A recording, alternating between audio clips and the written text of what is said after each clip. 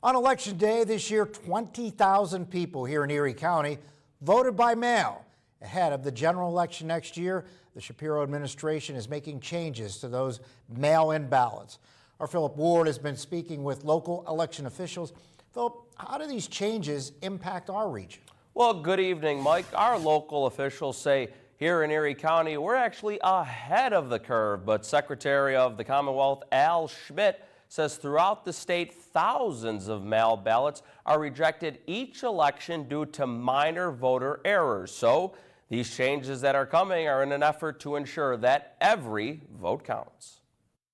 The Shapiro administration announcing that changes are coming to mail-in ballots here in the Keystone State, including things like envelopes with a yellow background that are watermarked, coloring on the return envelope indicating fields that must be completed in the voter declaration, including signature and date, and the date already inserted with a 20, and then we will just fill in the last two digits for the year. It'll be color-coded so you know where to sign and date. Erie County Clerk Karen Chilcott says the county is on top of the changes and has already adapted to some of them. We have the new size of the envelopes as well, being the 6x9.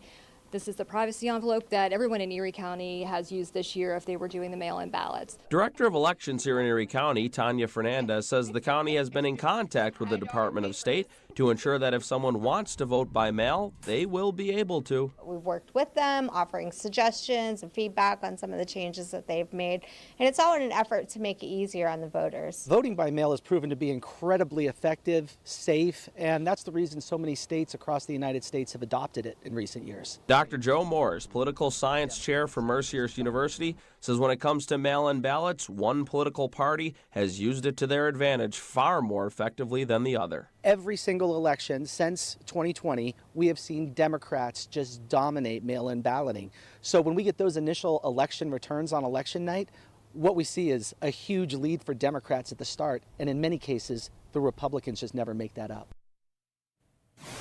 And Mike Chilcott also pointed out that as far as mail-in ballots go, under 1% in Erie County were rejected, and across the entire state, the number was about 2.8%. Now, if you have any questions or concerns, you can head on down to the Erie County Courthouse.